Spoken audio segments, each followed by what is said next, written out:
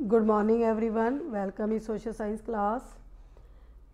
Dear students, last lecture में हमने एक टॉपिक डिस्कस किया था कि जो पालमपुर के फार्मर्स हैं वो एक ही जो है ज़मीन के टुकड़े में, सेम पीस ऑफ लैंड में they will able to grow one and more crops and this system is known as multiple cropping. It is possible when they used HYV seeds, chemical fertilizers, pesticides, etc. Dear students, as we know, Palampur got electricity earlier and it helps the farmers to irrigate their fields easily. और next topic में देखेंगे बेटा हम जो green revolution हुई थी वो भी हमने पढ़ी थी कि ग्रीन रिवोल्यूशन से क्या इंट्रोड्यूस हुए थे HYV सीड्स, जिससे फार्मर्स को बहुत हेल्प हुई. और मेनली जो फार्मर्स थे पंजाब, हरियाणा और वेस्टर्न यूपी के, उन्होंने सबसे पहले मॉडर्न मीन्स को यूज़ किया जो फार्मिंग मेथड से, और ट्यूबवेल जो थे वो इरिगेशन के लिए यूज़ कर रहे थे. इसी तरह HYV seeds, chemical fertiliser, pesticide जो है वो अपनी फार्मिंग के मॉडर्न मीन्स में वो यूज़ कर रहे थे, जिसकी वजह से इन तीनों स्टेट्स के जो फार्मर हैं वो रिच हैं, क्योंकि उनके पास इन सब मॉडर्न मीन्स की अवेलेबिलिटी है और अच्छी फर्टाइल लैंड है और इरिगेशन के सब मेथड्स हैं, रिवर्स वाटर हैं, ट्यूबवेल्स हैं, इलेक्ट्रिसिटी है. तो ये सब जो मॉडर्न मीन्स हैं help the farmers to get the surplus production. इसी तरह पालमपुर में उन्होंने बताया है चैप्टर के अंदर कि जब वो ट्रेडिशनल मीन्स यूज़ करते थे तो they got 1300 kg per hectare, but after using HYV seeds the yield went up to 3200 kg per hectare. There was a large increase in the production of wheat and farmers had greater amount of surplus wheat to sell in the market. तो जब देखो कितना comparison हम करके देख रहे हैं कि जब ट्रेडिशनल सीड्स थे तब एक हेक्टेयर के अंदर नियर अबाउट 1300 kg जो थी वो वीट प्राप्त करते थे, लेकिन जैसे ही HYV सीड्स यूज़ किए फार्मर्स ने तो जो क्वांटिटी थी वीट प्रोडक्शन की वो एकदम से हाई हो गई, डबल हो गई, डबल से भी ट्रिपल हो गई. तो they got 32 kg per hectare every year. और जो सरप्लस प्रोडक्शन थी उसका वो क्या करने लग गए, they sell in the market. अब ये थोड़ी एक्टिविटीज़ हैं बेटा, इसमें प्रोडक्शन तो पल्सेस और वीट की दिखाई हुई है 1950 65 से 66 और 2000 से 1. तो पुरानी बुक है, ये कुछ ईयर्स पीछे से लिए गए हैं. तो इसमें जो पल्सेस या वीट हैं वो ग्रो हो रहे हैं ज़्यादा से ज़्यादा, क्योंकि मॉडर्न मीन्स आ चुके थे कंट्री के अंदर. लोग आसानी से जो है इन मॉडर्न मीन्स को यूज़ करके सरप्लस प्रोडक्शन कर रहे थे अपने खेतों के अंदर बेटा. नेक्स्ट टॉपिक है हमारा, will the land sustain. Sustain क्या होता है कि इतना जो प्रेशर पड़ रहा है लैंड के ऊपर, जो कल्टीवेटेड लैंड है, फार्मर्स जो है सरप्लस प्रोडक्शन के चक्कर में इतना ज़्यादा लैंड को एक्सेस में यूज़ कर रहे हैं, तो क्या वो जो फिक्स्ड लैंड है वो सस्टेन कर पाएगी, सरवाइव कर पाएगी? क्या लैंड वो सह पाएगी? जो उसके ऊपर केमिकल और फर्टिलाइजर्स लगातार हम यूज़ कर रहे हैं तो उसका क्या इम्पेक्ट पड़ेगा लैंड के ऊपर बेटा. So we all know that land is a natural resource और it is very necessary to be carefully in its use. Scientific reports indicate that the modern farming methods have overused the natural sources base. तो ये result जो है 1960s के बाद, जब से green revolution country में आई है, तो उसके बाद लगातार जो फार्मर्स हैं ये मॉडर्न मीन्स यूज़ करते जा रहे हैं और लैंड को बिल्कुल फ्री नहीं छोड़ा जाता, उस पर बार बार जो है क्रॉप ग्रो होती रहती है. और जिसकी वजह से साइंटिस्ट ने ये रिपोर्ट दी है कि जो मॉडर्न मेथड्स हैं फार्मिंग के, उससे क्या हो रहा है कि नेचुरल रिसोर्सेज का ओवर यूज़ हो रहा है, उसका मिस यूज़ हो रहा है, जिससे जो लैंड है डे बाय डे डिग्रेड हो रही है. उसमें डिप्लेशन आ रहा है, तो ये जो नेचुरल रिसोर्स है इसके लिए एंडेंजर्ड की जो पोजीशन है पहुंच चुकी है। एंडेंजर्ड पोजीशन में है लैंड, क्योंकि वो किस में कन्वर्ट होती जा रही है, fertile to barren land. In many areas green revolution is associated with the loss of soil fertility. बहुत सारे ऐसे एरियाज़ हैं जिसमें सोयल की जो फर्टिलिटी है वो डिग्रेड हो गई है, उसमें जो पहले क्वालिटी थी वो क्वालिटी जो है कम होती जा रही है बेटा। किसकी वजह से होती जा रही है, due to increase use of chemical fertilizers continuously and ground water for tubewell irrigation has reduce the water table below the ground. और जो कंटिन्यूसली हम इरिगेशन करते जा रहे हैं अपने खेतों के अंदर, अपने फार्म्स के अंदर, उससे क्या हो रहा है कि जो वाटर लेवल है वो बिल्कुल लो होता जा रहा है, बहुत जाकर डीप में हमें अब जो है वाटर अवेलेबल हो रहा है। तो साइंटिस्ट ने ये रिसर्च किया है और उन्होंने अल्टीमेटम दे दिया है कि शायद आने वाले टाइम में जो है फ्रेश वाटर वो ख़त्म ही हो जाए। Environmental sources like soil fertility and groundwater are built up over many years, क्योंकि जो ये एक नेचुरल रिसोर्स है और उसको रिसाइकल होने में बहुत ज़्यादा टाइम लगता है। वंस डिस्ट्रॉय, और अगर एक बार ये डिस्ट्रॉय हो जाता है तो क्या होएगा बेटा, it is very difficult to restore them.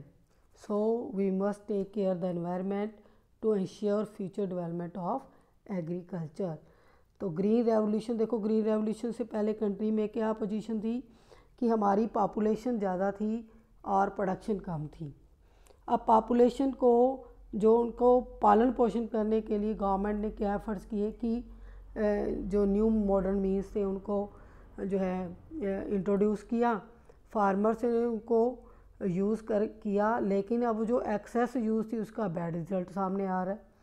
क्योंकि किसी भी चीज़ का अगर हम ओवर यूज़ करते हैं तो धीरे धीरे या तो डिस्ट्रॉय हो जाती है या उसमें डिग्रेडेशन शुरू हो जाती है। तो लैंड के अंदर क्या हो रहा है, डिग्रेड हो रही है, जो उसकी क्वालिटी है वो लेस होती जा रही है, फर्टिलिटी जो है वो लॉस होती जा रही है बेटा।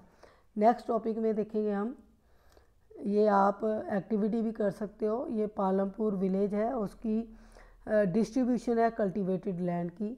जिसकी ड्राइंग अच्छी है बेटा वो एज इट इज़ इसको ड्रॉ कर सकता है अपनी नोटबुक के अंदर। यहाँ पर बॉक्स का जो टॉपिक है ये आपने खुद रीड करना है बेटा।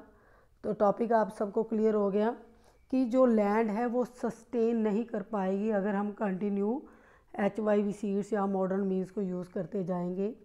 और हमारी लैंड के अंदर क्या ड्रॉबैक्स आ जाएगी बेटा, धीरे धीरे फर्टाइल से वो किस में कन्वर्ट हो जाएगी, बैरन लैंड भी। नेक्स्ट फोर्थ टॉपिक है हमारा, how is land distributed between the farmers of Palampur.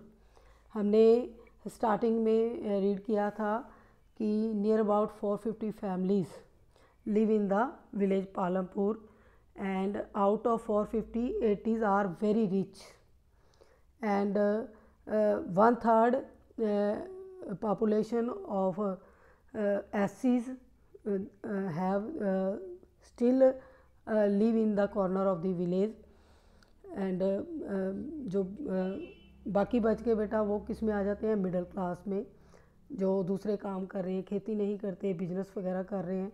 तो हमने ये डिवीज़न जो थी फैमिलीज़ की स्टार्टिंग में पढ़ी थी, और इसी तरीके से हम लैंड की डिस्ट्रीब्यूशन पढ़ेंगे कि जो पालमपुर के पास लैंड है वो किस तरीके से डिवाइड है फार्मर्स के अंदर बेटा। You must have realized how important land is for farming. Farming जो है, खेती के लिए हमें क्या चाहिए, लैंड। लैंड के ऊपर ही खेती पॉसिबल हो सकती है ना। Unfortunately not all the people engaged in agriculture have sufficient land for cultivation. और पालमपुर के जो किसान हैं मोस्टली किस पे डिपेंड करते हैं, फार्मिंग के ऊपर, और वो एग्रीकल्चर में एंगेज रहते हैं, लेकिन उनके पास सफिशेंट लैंड नहीं है कल्टीवेशन के लिए। In Palampur about 1/3 of the 450 families are landless. 1/3, अगर हम 1/3 जो यानी कि 450 है उसको 3 से जो है डिवाइड करें तो क्या आ जाएगा, 150 families are most of them Dalit and have no land for cultivation. Of the remaining families who own land, 240 families cultivate small plots of land। अब 450 फैमिलीज़ में जो 1/3 थे वो तो दलित आ गए, यानी 150 फैमिली उसमें से हम लेस कर देते हैं, और 240 फैमिलीज़ ऐसी हैं जो इतने कम एरिया में खेती करती हैं, जो एरिया है near about 2 hectares in size, बहुत 2 हेक्टेयर से भी कम वाली जो है किसान जो है वो 240 फैमिलीज़ हैं, और वो पूरी फैमिली जो है उसी लैंड के ऊपर डिपेंड करती है। Cultivation of such plots does not bring adequate income to the farmer families. अब जिन इतने 240 फैमिलीज़ हैं और 2 हेक्टेयर से भी कम उनके फार्म लैंड है, तो वो क्या करेंगे, उनके पास एडिक्वेट सफिशेंट इनकम नहीं होगी, और वो सिर्फ क्या कर रहे हैं, ओनली सर्वाइव, सरप्लस उनके पास ना प्रोडक्शन है ना ही इनकम है बेटा। इन 1960s Govind was a farmer with 2.25 hectare of largely unirrigated land. Govind जो है वो भी एक पालमपुर का जो है नेटिव है, और वो एक फार्मर है, और उसके पास कितनी ज़मीन है बेटा, 2.25 हेक्टेयर ऑन अनइरीगेटेड, यानी उनके पास इरीगेशन का कोई सिस्टम नहीं है कि वो अपनी इस हेक्टेयर के अंदर जो 2 किले या 2.5 किले हैं तो उसमें वो सिंचाई नहीं कर सकता। It is difficult for him. With the help of his 3 sons Govind cultivated the land. अब गोविंद और उसके आगे 3 लड़के उसी लैंड पर डिपेंड है बेटा, वो उसी लैंड को जो थोड़ी बहुत उनके पास ज़मीन है उसी पे खेती बाड़ी करते हैं, और जो उससे क्रॉप लेते हैं या जो प्रोडक्शन होती है तो उसी से ही गुजारा करते हैं। दो they did not live very comfortably. Comfortable कैसे हो सकते हैं बेटा, क्योंकि फैमिली बड़ी है और प्रोडक्शन कम है बेटा। Family manage to feed itself with a little bit of extra income from 1 buffalo. अब थोड़ी सी इनकम उनको और भी हो रही है क्योंकि उनके पास क्या है, एक buffalo.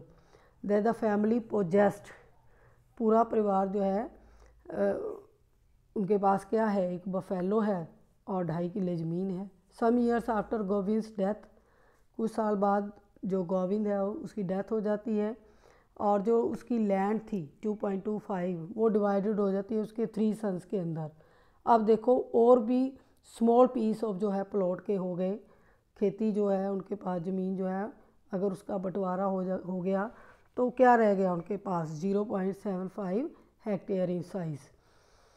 Even with the improved irrigation and modern farming methods, Govind's sons are not able to make a living from their land।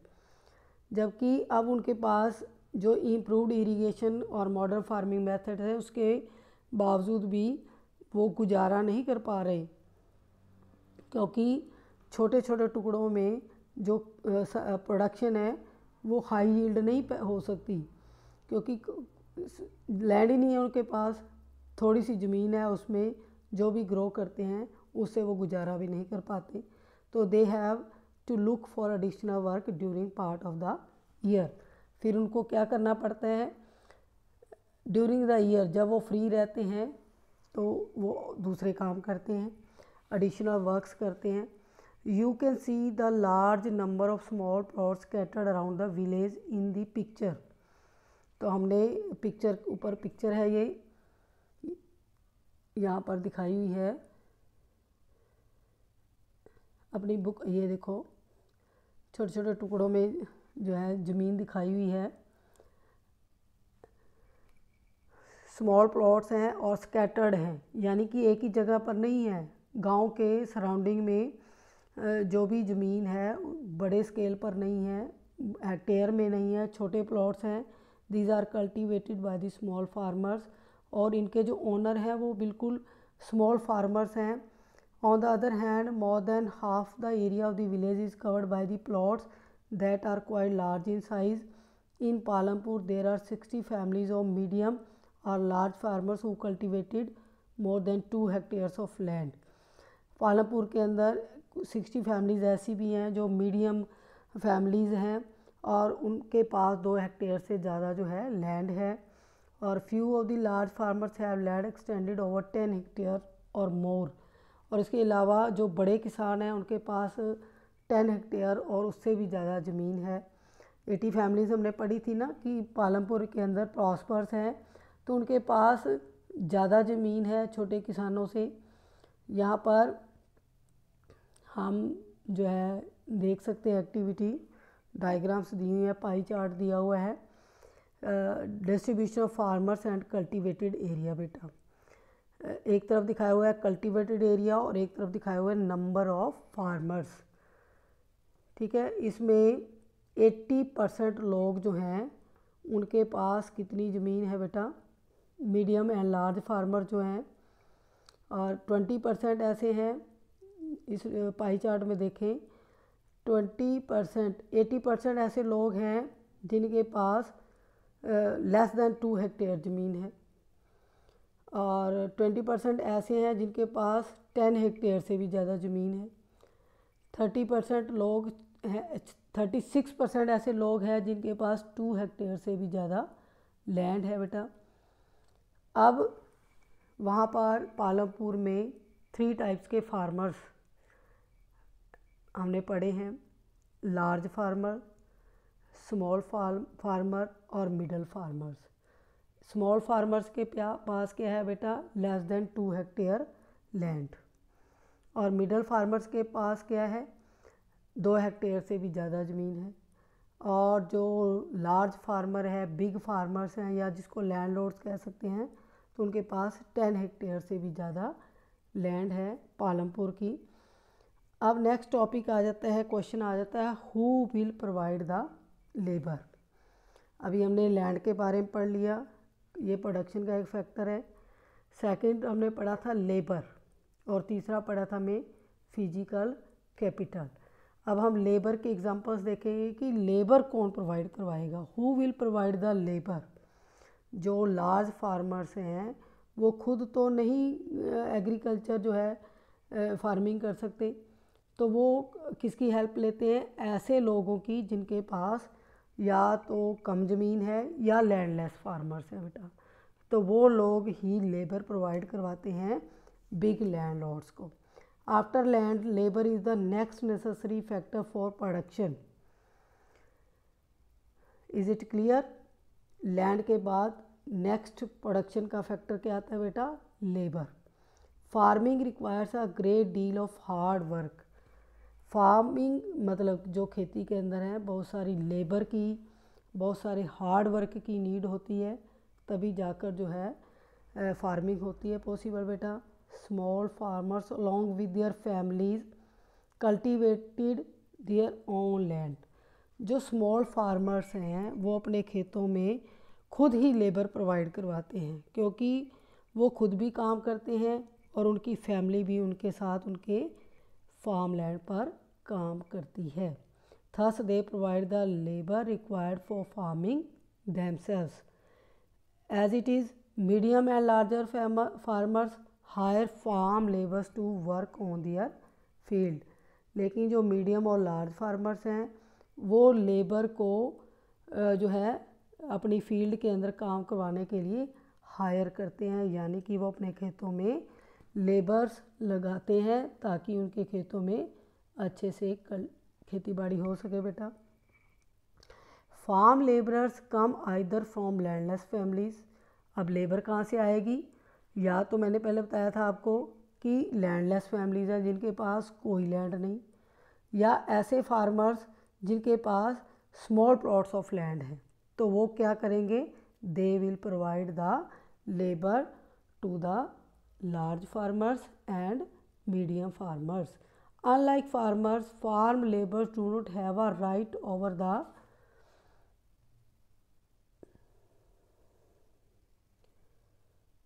crops grown on the land. अब जो स्मॉल फार्मर्स हैं या लैंडलेस हैं वो एग्रीकल्चर के अंदर, farming के अंदर हेल्प करते हैं, और उसमें जो भी ग्रोन होता है उसके ऊपर उनका कोई राइट नहीं होता बेटा। Instead they paid wages by the farmer from whom they work. उनको जो वेजेस हैं वो भी बहुत कम दिए जाते हैं। बड़े फार्मर जो हैं वो क्या करते हैं, काम करवा लेते हैं लेकिन अपनी मर्ज़ी से उनको वेजेस देते हैं। उनको जो लेबर है वो बहुत कम देते हैं। Wages can be in cash और काइंड, और मे बी ये कैश और काइंड दोनों ही रूप में हो सकती है। कैश क्या होता है, पैसे के रूप में कि जो किसान, जो फार्मर्स, जो लेबर लगाई है उन्होंने उनको पैसा दे दिया, या जो क्रॉप या जो प्रोडक्शन हुई उसका ही कुछ शेयर जो है उन लेबर्स को दे देते हैं। सम टाइम लेबर्स गेट मील आल्सो, कई बार तो उनको वो खाना भी प्रोवाइड करवाते हैं। Wages vary widely from region to vary. Vary क्या होता है, अलग अलग। अब वेजेस का जो रेट है वो सेम नहीं रहता, वो वेरी करता है from region to region, from crop to crop. जो फसल का टाइप है, अब वीट है, राइस है, उसमें शायद वेजेस अच्छे मिल जाते होंगे लैंडलेस को, लेकिन जो दूसरी फसलें हैं जिनमें लेबर कम लगती है, मेहनत कम करनी पड़ती है, तो उस पर वेजेस भी कम मिलते हैं। तो ये वेरी करता है region to region and crop to crop.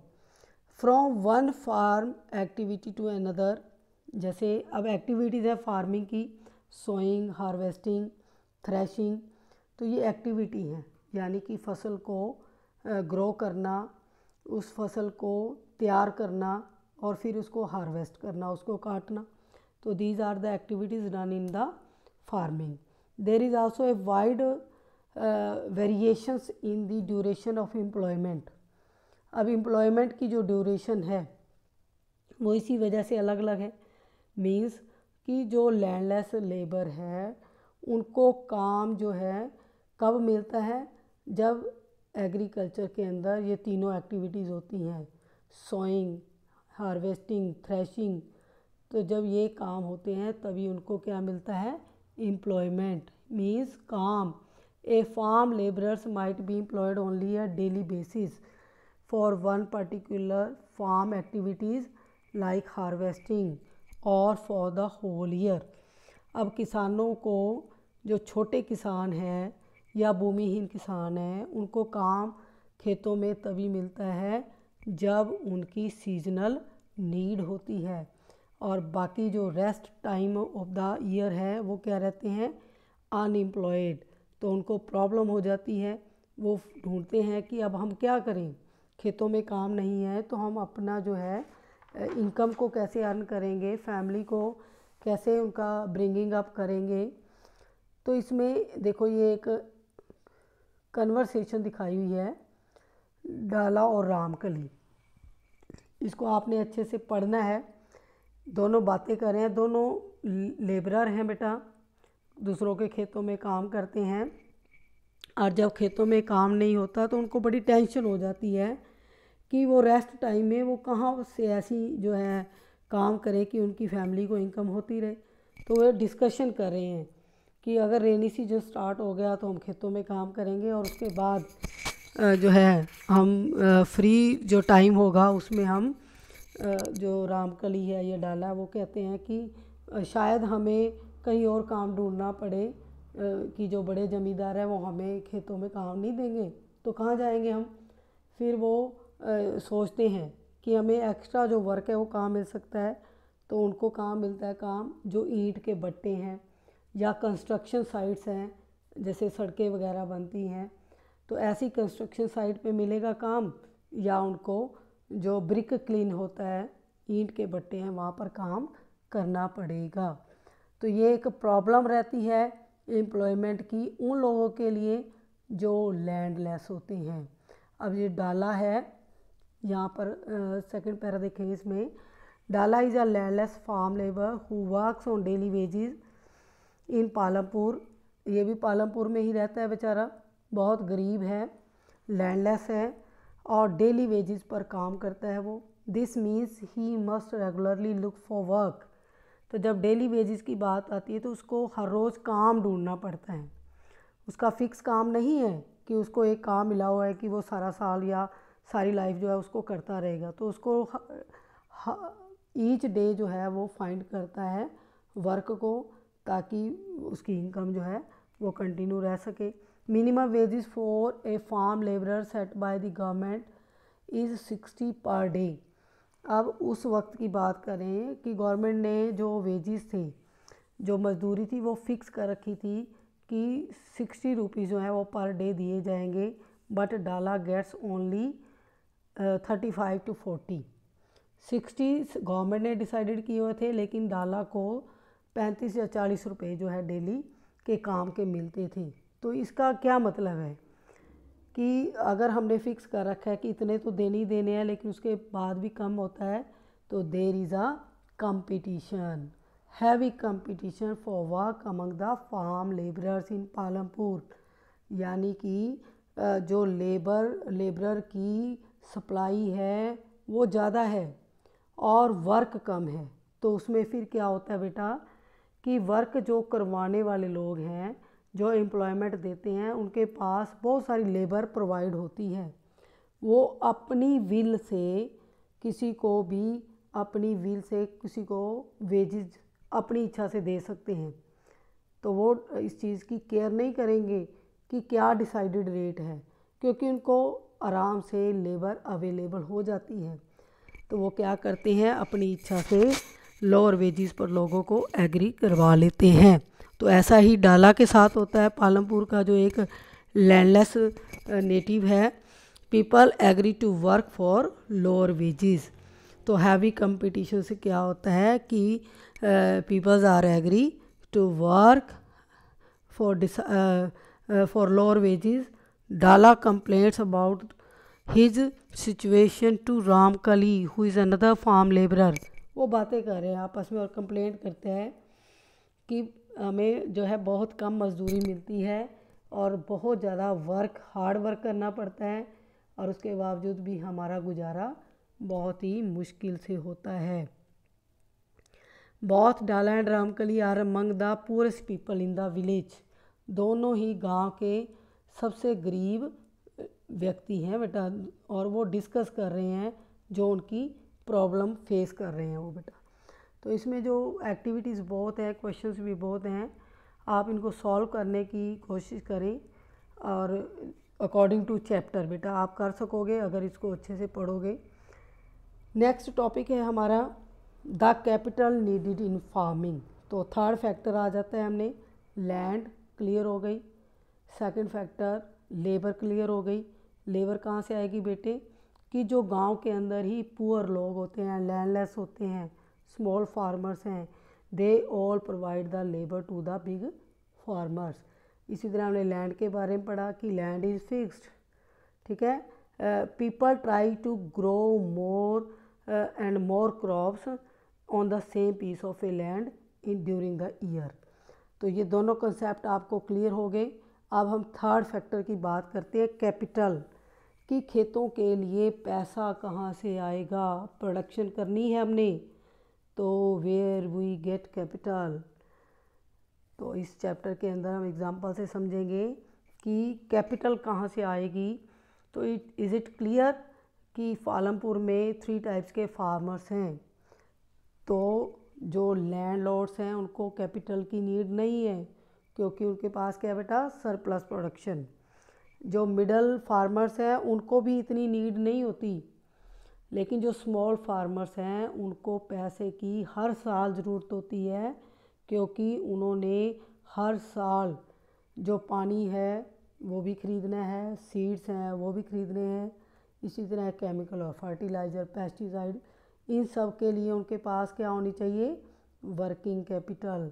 लेकिन कैश इन हैंड नहीं होता, तो फिर वो कहाँ से प्रोवाइड करवाते हैं capital, they get a loan from the landlords and paid high interest of loan and they get debt day by day। तो हम इस चैप्टर के अंदर, इस टॉपिक के अंदर इसको रीड करेंगे बेटा कि क्या problems, what are the problems facing by the small farmers of Palampur. You have already seen that the modern farming methods requires a great deal of capital, so that the farmer now needs more money than before. हमने modern farming methods पढ़े। अब इन सभी means को जो है available करने के लिए क्या चाहिए, कैपिटल। तो जो स्मॉल फार्मर्स हैं वो कैपिटल कहाँ से लेंगे? It's a very difficult task. They face so many problems in everywhere. How they get the capital and purchase the modern means. First देखें कि मनी के लिए कहाँ से वो प्रोवाइड करवाएंगे। Most small farmers have to borrow money to arrange. बेटा ये टॉपिक हम नेक्स्ट लेक्चर में रीड करेंगे। ये टॉपिक यहीं तक है बेटा, इसी को ही दोबारा से आपने रीड करना है और क्लियर करने अपने कॉन्सेप्ट्स। ओके बेटा, टिल देन गुड बाय।